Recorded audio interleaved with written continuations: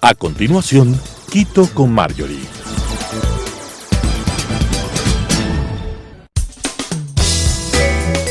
Clasificación A. Apto para todo público.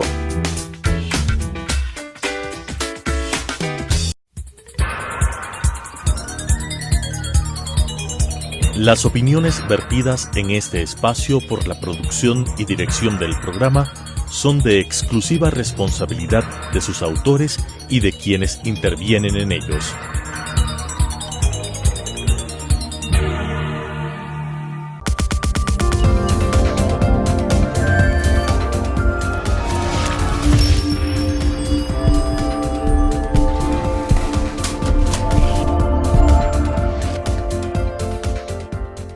Amigos y amigas, bienvenidos, soy Marjorie Chávez y en el programa del día de hoy vamos a abordar un tema realmente importante para nuestra ciudad y para nuestro país y es el turismo. Para hablar sobre este tema nos acompaña Enrique Cabanilla, quien es director de la carrera de turismo de la Universidad Central del Ecuador, entre otros temas, porque en realidad estuve leyendo su currículum y por supuesto abarca muchísimo. Muchísimas gracias, Enrique, por acompañarme en este día. Muchas gracias, Marjorie, por la invitación y un gusto estar aquí. Muchas gracias. Enrique, usted nació en Ecuador, pero ha visitado y trabajado en varios países de la región en relación a la academia, a la consultoría y a la investigación. Siempre enfocado en trabajos de turismo y turismo comunitario. ¿Cómo podemos nosotros hacer un análisis o hacer un resumen de la situación actual que vive este sector en nuestro país? Bueno, muchas gracias, Marjorie. Yo creo que la pandemia va cumpliendo fases, ¿sí? Va cumpliendo fases.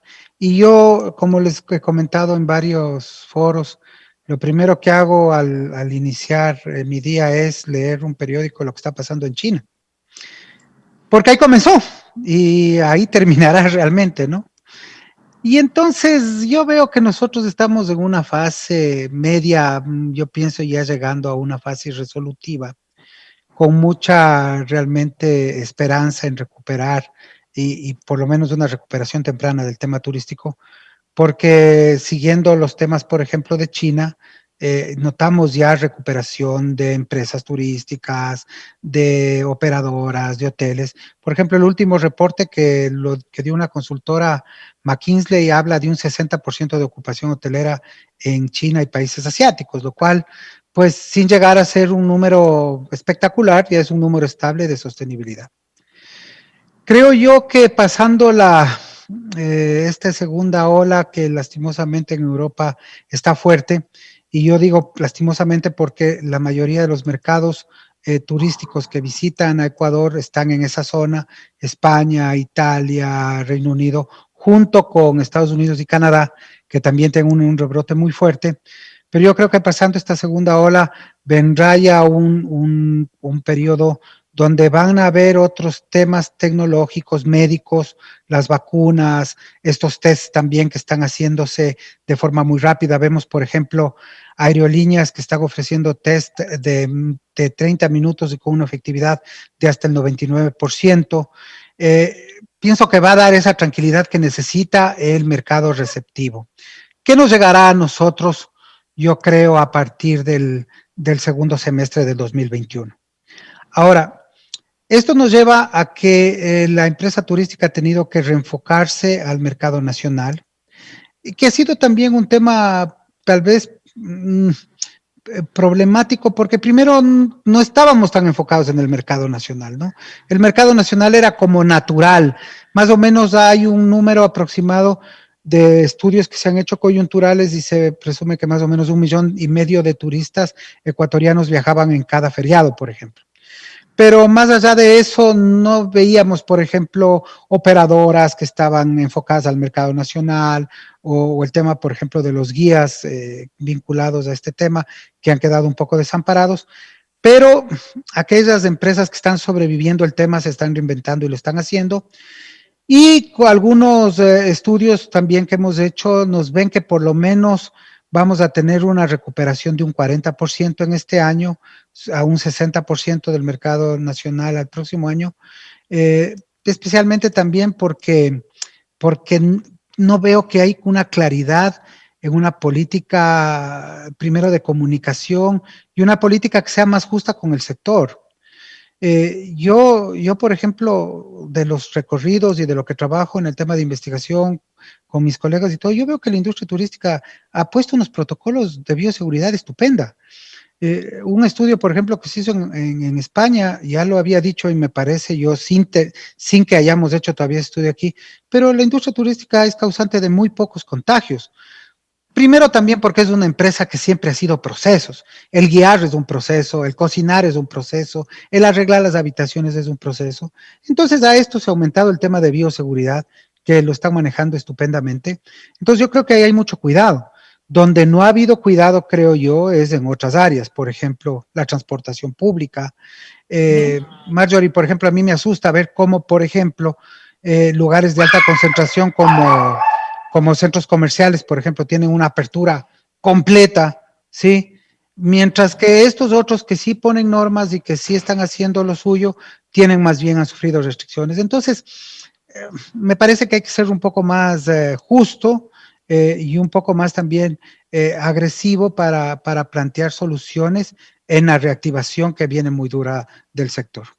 Pero estas propuestas, estos planes de reactivación tienen que venir desde lo local, desde lo nacional, porque por ahora vemos más bien que son iniciativas de cada una de las instituciones, de cada una de las personas que se dedica a este sector.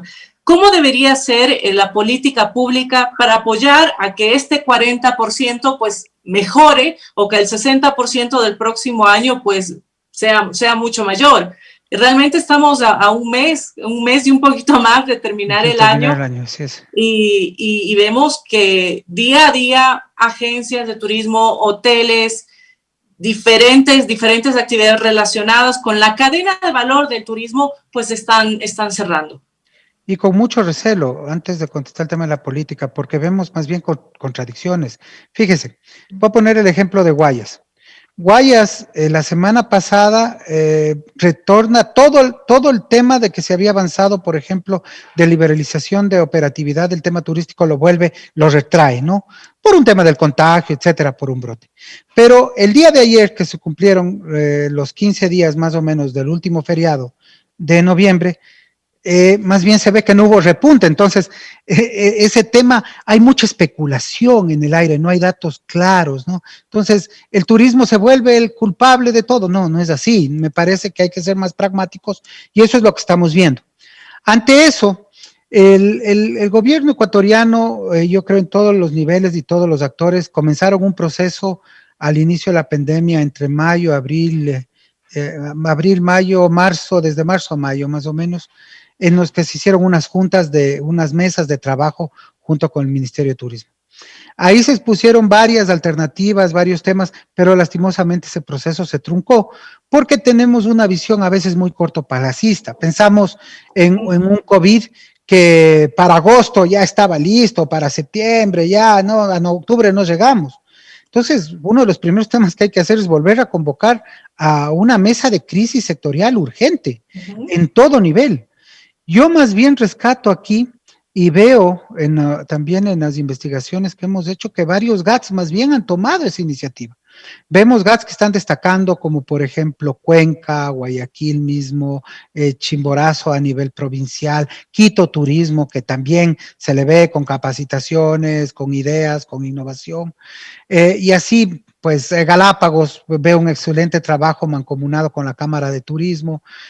Pero eso en relación a 221 cantones es poco. Y después me preocupa, sí, la política nacional. La política nacional. Yo compartía una noticia la semana pasada, por ejemplo, España, para el año 2021 y 2022, va a triplicar el presupuesto que tenía turismo. Porque sabe que un lugar que está en crisis necesita inversión, necesita promoción, necesita reposicionarse, necesita ganarse la confianza de los mercados locales e internacionales. Aquí no hemos oído nada de eso. El Ministerio de Turismo en enero del 2021 tenía 7 millones y va a morir con 7 millones.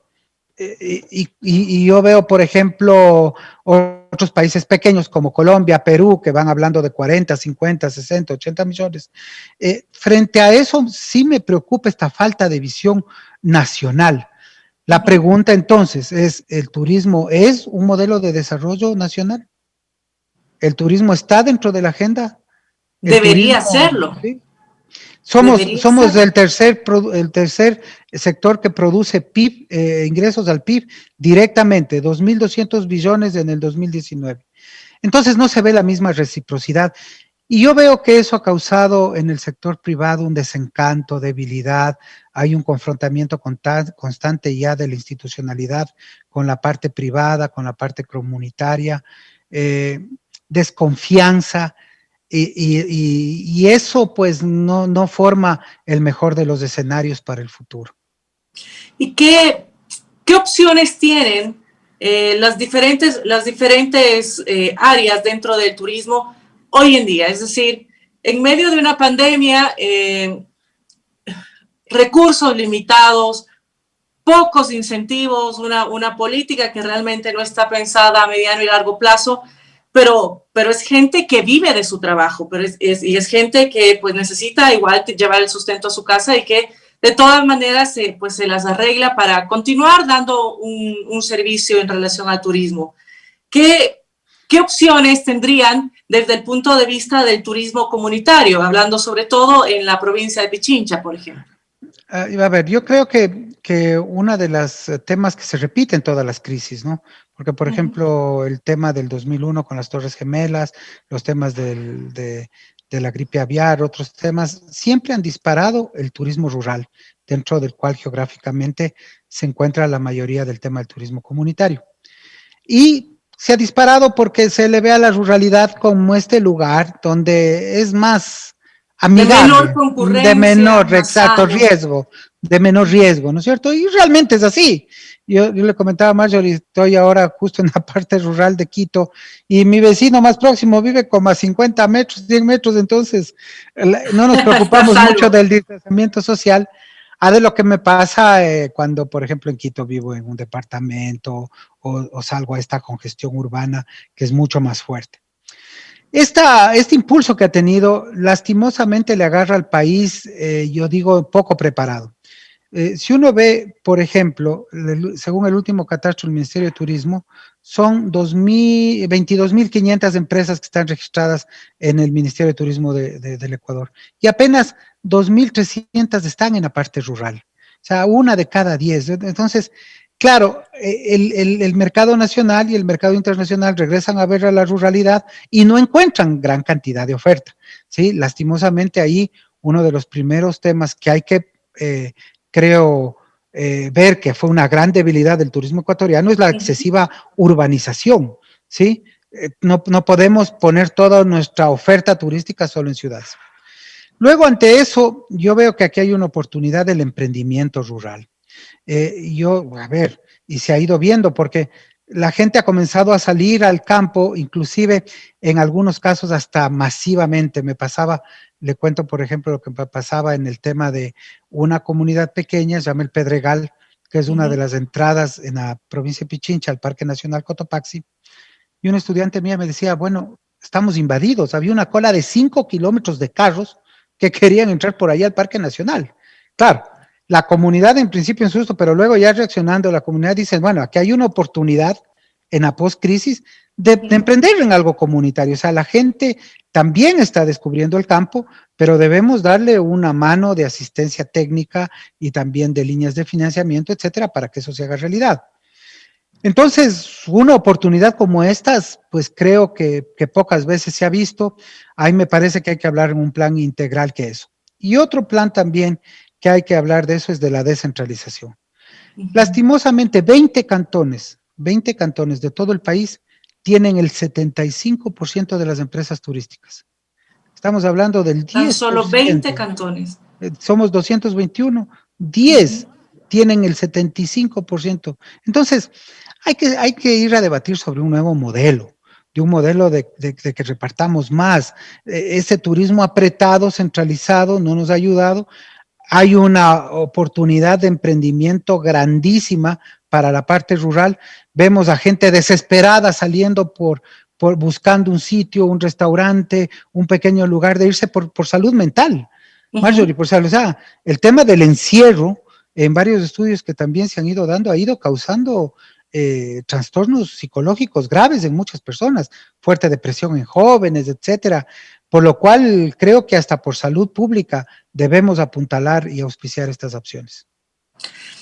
A nivel nacional, tenemos, bueno, la cifra que no es muy alentadora que nos acaba de dar respecto a en qué cantones está concentrado el turismo nacional. Por supuesto, las Islas Galápagos, pero el turismo nacional ahora, por supuesto, tiene igual una salida, es decir, quienes antes se daban el trabajo de visitar lugares en el extranjero, de viajar, ahora pues están regresando a mirar lo que tenemos cerca, como dice muy bien usted, el campo.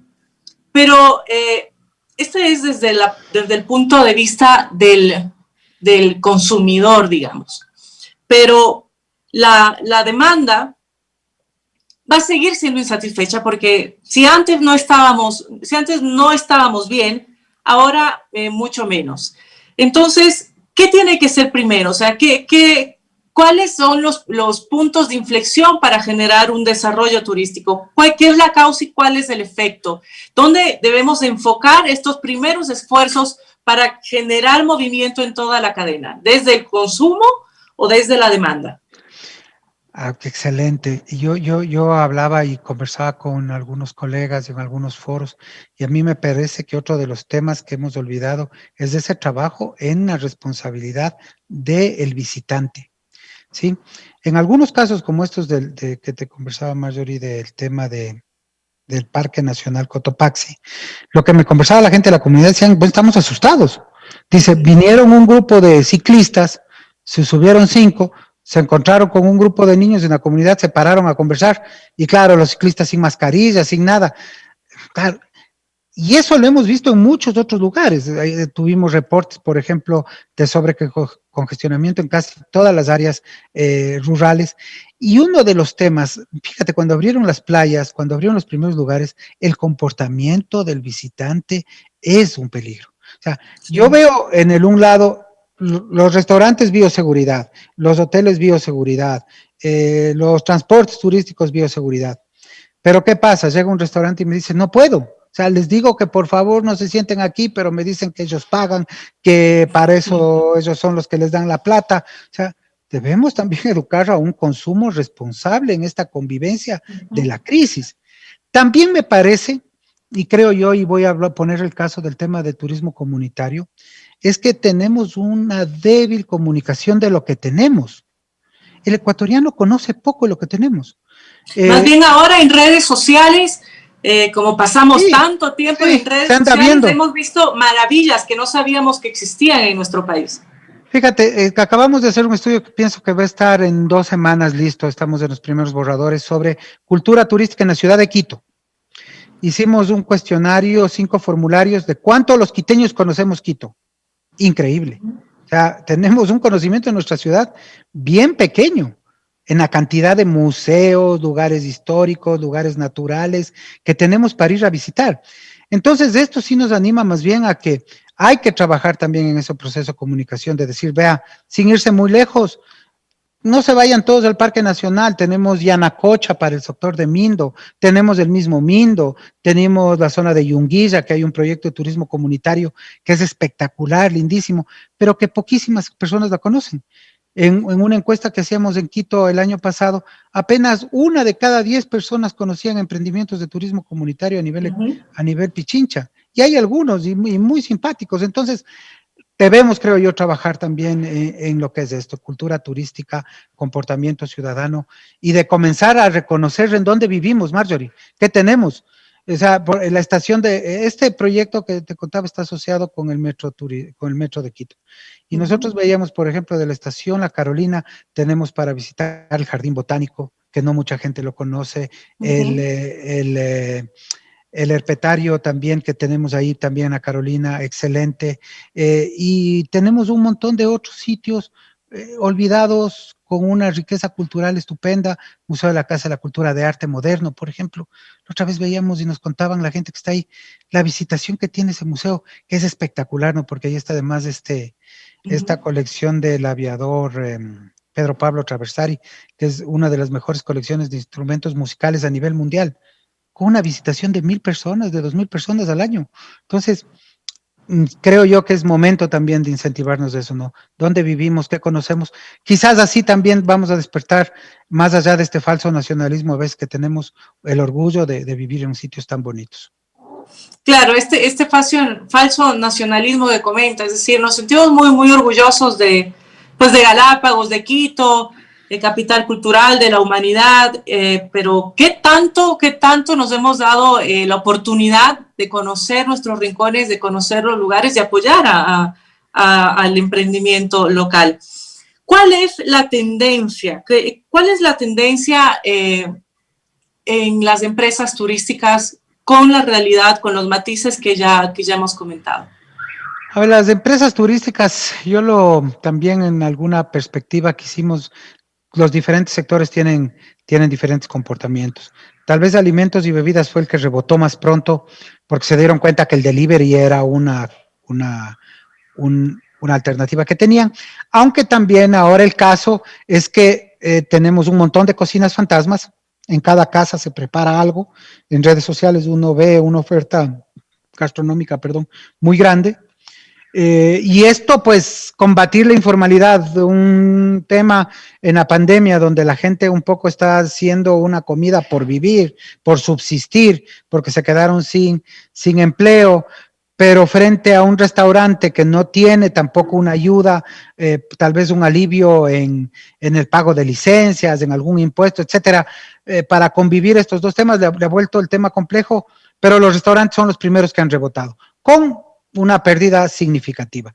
Más o menos hasta julio, que hicimos un estudio nacional junto con la Federación de Cámaras de Turismo del Ecuador, ya habían cerrado, de las 22.500 ya teníamos un cierre de cerca de 3,000 empresas, ¿sí? Ya habían dicho que llegaron a su punto y no volverían. El tema de los hoteles se está rehabilitando un poco más lento, tal vez aquellos segmentos que ya tienen que viajar sí o sí, como el comercio, las personas que se desplazan por trabajo, etcétera, algo le han comenzado a revitalizar, pero con porcentajes todavía muy pequeños. Inclusive en el último feriado que tuvimos, que tal vez son medidores temporales, apenas logramos un 30% de ocupación. Luego, el tema del transporte turístico, también creo yo que se readecuó, etcétera, inclusive comenzó a hacer otros recorridos de transporte de pasajeros con seguridad, casi como servicios privados turísticos de desplazamiento.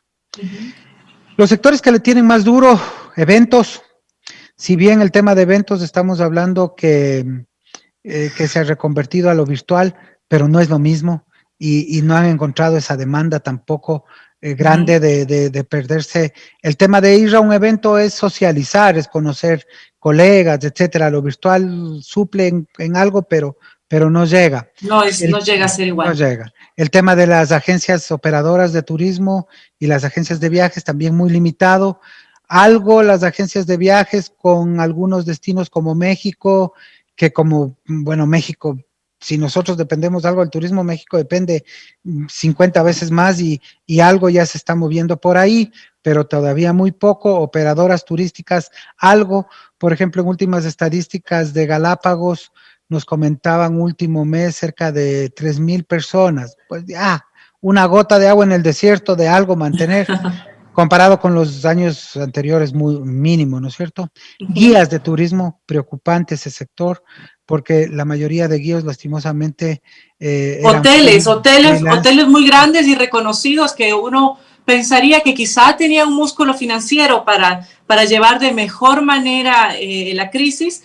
Sin embargo, han quebrado. No se diga por los pequeños negocios. Tenemos mucha gente que está en el desempleo, que ha salido del sector turístico, y no solo en establecimientos, inclusive en la academia, en las universidades también, que ofrecen estas carreras, pues han limitado sus cupos, igual sus cátedras. Entonces, vemos que en general la cadena de valor del turismo está golpeada de un cabo al otro extremo. Así es. Y yo lo comentaba recientemente, no ayudar al turismo es una bomba de tiempo. El último reporte que hizo, por ejemplo, la OIT, la Oficina Internacional de Trabajo, esto fue para diciembre del 2019, reportó 500 mil empleos turísticos, directos e indirectos. Estábamos hablando empleo a 500,000 de personas. Entonces, a mí sí me queda en deuda algunos temas como el acceso a créditos, que ha sido casi nulo, difícil, o sea, pueden decir lo que sea, pero yo hablo con los emprendedores que han tratado de hacer este crédito y no lo han podido hacer. Y aquí sí me preocupa porque digo, a veces pierdo 20,000 tal vez en un crédito que me va a tocar recuperar un poco, pero gano en que ese empresario está pagando a personas para no despedirles. Claro. La genera valor en la sociedad. Así es. Muchísimas gracias, Enrique Cabanilla, nos ha acompañado el día de hoy. Amigas y amigos, espero que este programa haya sido de su interés. Enrique, un mensaje chiquitito final que nos quiera dejar. Bueno, yo creo que hay que recuperar fuerzas. Me parece que el peor error que estamos cometiendo es pensar que terminó. Estamos en medio del oleaje, es como cuando estamos, yo me acuerdo esas películas de los oleajes inmensos en el mar, y cuando está la peor ola de crisis es cuando todos más bien están juntos. Aquí estamos al revés, estamos en la peor ola de la crisis, en el centro del huracán, y creo yo que se han dividido mucho las fuerzas, los actores turísticos, así que más bien una invitación a volver a unirse, a volver a trabajar por metas comunes. Esto se necesita muchas cabezas para pensar ideas creativas. Muchísimas gracias, amigas y amigos. Espero que haya sido de su interés. No olviden el mensaje de nuestro invitado. Si trabajamos en conjunto, podremos salir adelante. Muchísimas gracias y hasta la próxima semana. Muchas gracias, Enrique. Un abrazo. Muchas gracias, Marjorie. Hasta pronto. Gracias. Muchas gracias. Disculpa que igual estaba yo aquí, entre que no veo y estoy con COVID, un poco mareada. Tranquila, y espero que te recuperes pronto. Pero bien, bueno, aquí intentamos avanzar, aún con todas las circunstancias. Muchas gracias por la entrevista. Esto sale mañana a las 6:30 de la tarde al aire. Perfecto. Igual apenas ya el canal lo suba, pues yo lo descargo y lo subo a mis redes sociales. Para compartirlo también. Un fuerte abrazo, muchas gracias. Le agradezco muchísimo, gracias Oscar, y gracias a todos también en el canal. Un abrazo.